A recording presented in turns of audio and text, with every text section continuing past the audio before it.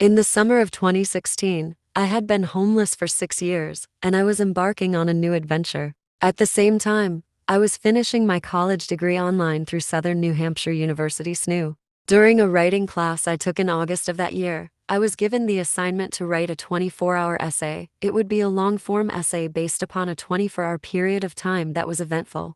As my writing classes progressed, in December of the same year, I developed the essay into a book proposal. After finishing my degree in August 2017, I wavered about what major I should concentrate on. I worked on English and Communications master's degrees before deciding it was time to buckle down and finish my book. But I struggled with health challenges, and my new university did not accommodate my disabilities. Halfway through my MFA in nonfiction writing, my brain failed me in April 2020, and I again dropped out. I didn't make any big announcements about leaving college. I felt defeated and deflated. Frankly, there were enough announcements. I didn't need to add to the global feeling of defeat, but I felt it. Thanks to a friend at the time who offered me a literary contract, I felt a renewed desire to write. I added chapters by the day to my manuscript with his urging.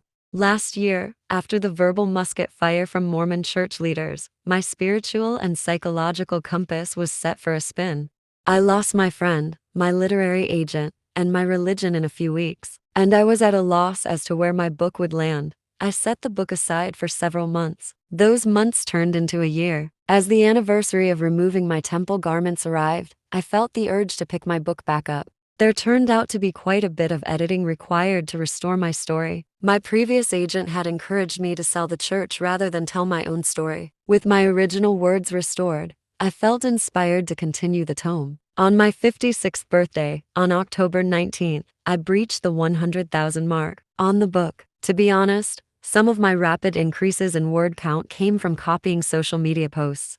I was inspired to include much of my social media journey within the book's pages. Now comes the editing, the paring down of those words into a reasonable amount for this nonfiction book. A book about a middle-aged queer person living in a Volvo sedan with 2 dogs as she travels the country on her way to graduate from college. The subplots include the fact that she is coping with a recent dissociative identity disorder diagnosis. The personality that came forward in 2016, Ellie, is introduced as an alternative point of view. Lots to unpack, much to edit, but I am very excited. As I head into November, the time to finish editing and query this masterpiece will be at hand. Wish me luck.